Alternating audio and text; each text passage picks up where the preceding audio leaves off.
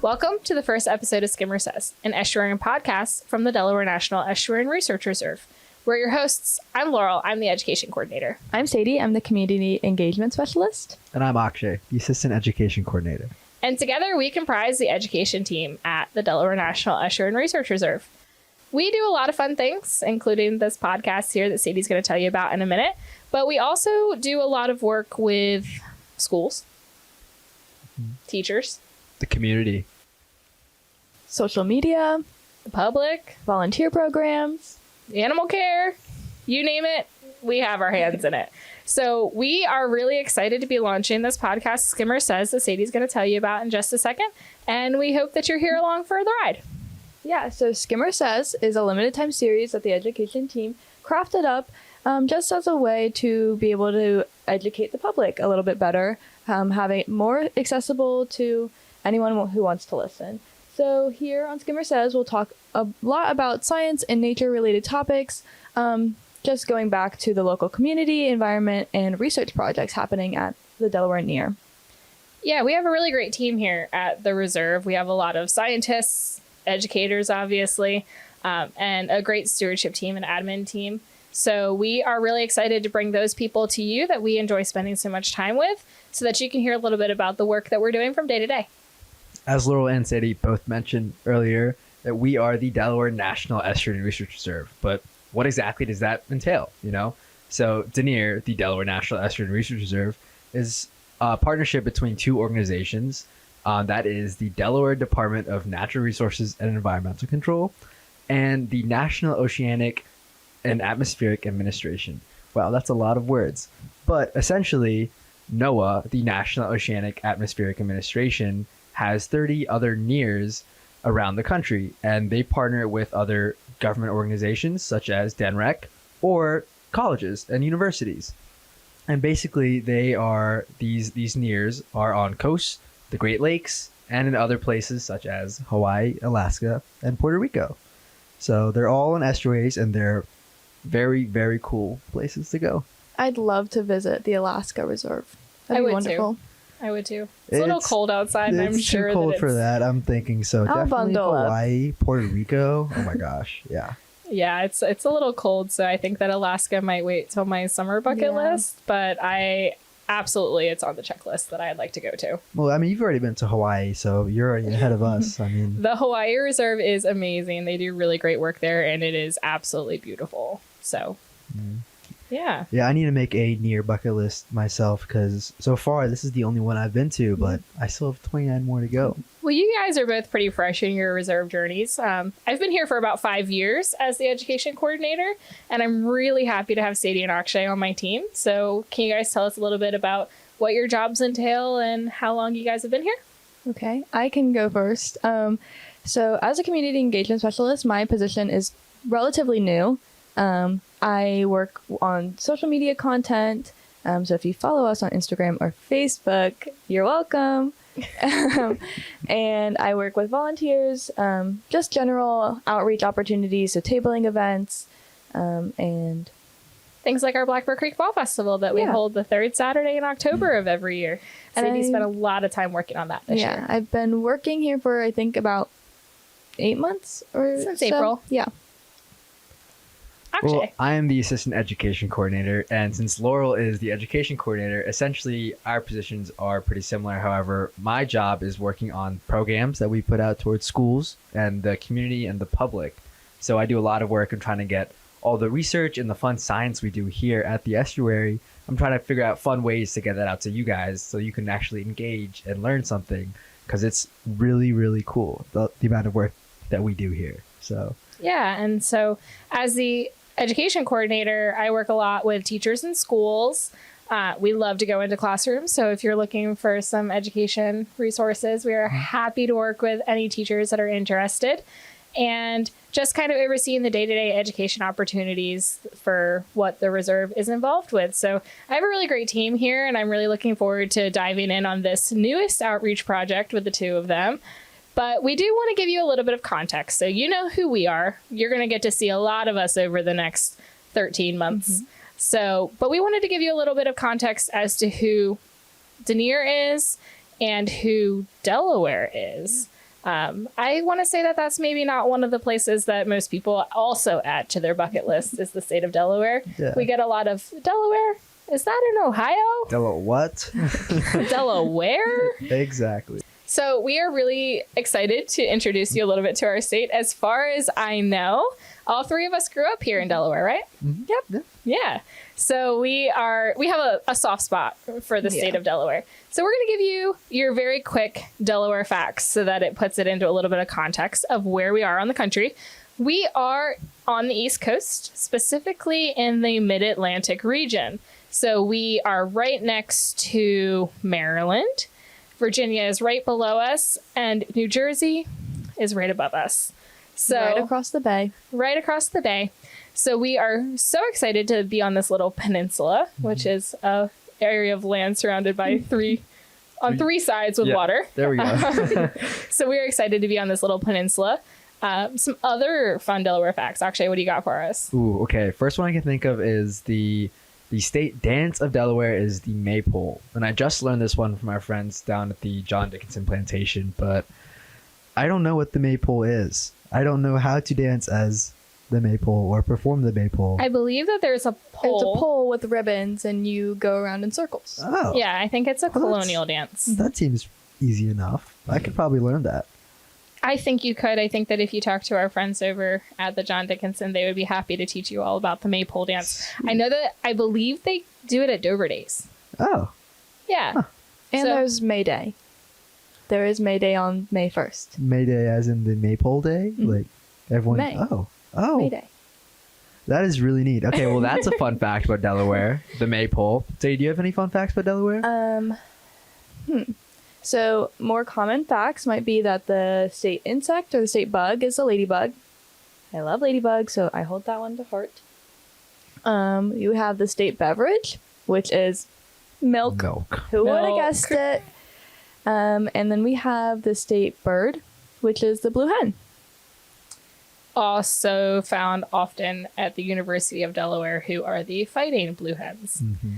I was thinking, though, when I was thinking about fun Delaware facts, I love where your brains went to the maypole dance and the state bug. I was thinking a little bit about Delaware. Delaware's our first state in the country. See, I feel like most people know Delaware for being the first state. So it's like, we could talk about other things. Delaware's special in still other think ways. it's bragging rights for us, though, that we're the first state. I think that that's super fun. It is pretty cool. It is also on our license plates, if you've ever seen a Delaware tag. Yep. We are not the smallest state. That is not us. I think that's Rhode Island. Yep. Yeah. We're the second smallest. We're the second smallest state, but we're still the first state. And we only have 3 counties. So from top to bottom, you have Newcastle County, Kent County, and Sussex County. Our reserves are located in Kent County. Yeah. Kent County. And from the top to the bottom of Delaware is about 96 miles long. So that's your longest distance, top to bottom. Very short. The width is much shorter, though. Yeah, and apparently you can hike the whole width in a day. It's probably like 20 to 30 miles, which isn't much at all for if you're an avid hiker. Unless you go to the smallest width part, I think that's like 8 miles. Yeah, this is true. If you go further north, it's going to be a much shorter hike than it is down south, but definitely doable in both areas, actually. So. Yeah. We are from a relatively flat state. There's not a lot of hills unless you get into upper Newcastle County.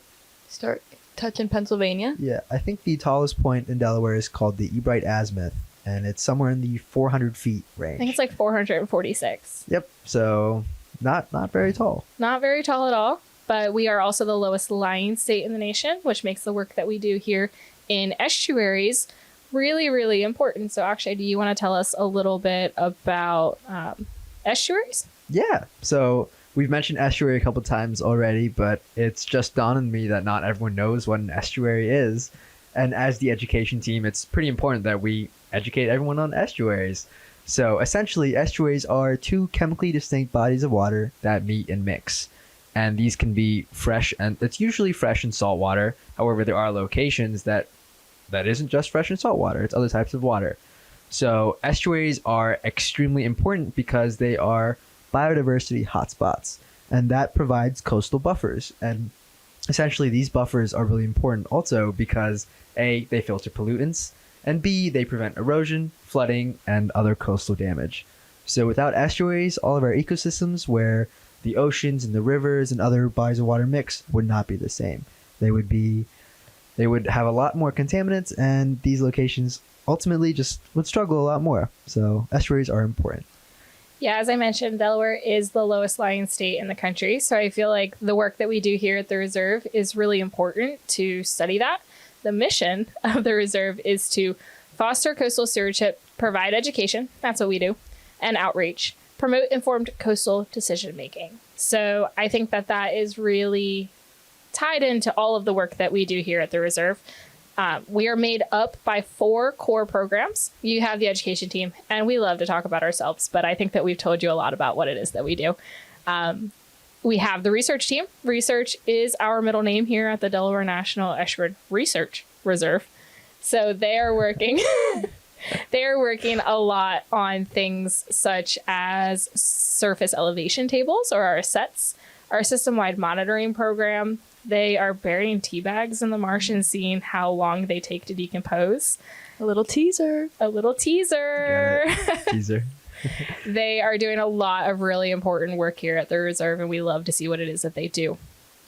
Our stewardship team works a lot on taking care of our land and protecting our land. So they are working on restoration projects, tree plantings, things of that nature.